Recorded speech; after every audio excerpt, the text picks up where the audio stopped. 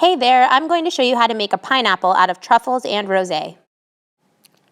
Okay, so the first step was to dab hot glue onto the back of the truffle and place it directly onto the bottle of rosé.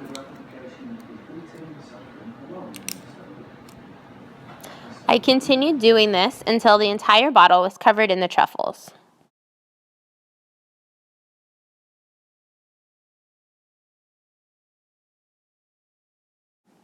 The next step was to hot glue burlap onto the neck of the bottle so that the leaves had somewhere to be glued to. The leaves were cut out of green tissue paper and then glued onto the burlap that we had just glued onto the bottle. I glued the leaves on in layers, starting at the top, which gave it a cascading effect. After the leaves were complete, we wrapped the bottleneck in twine to conceal both the burlap and the leaf base. And there you have it. In less than 30 minutes, you have a beautiful pineapple that is ready to be gifted.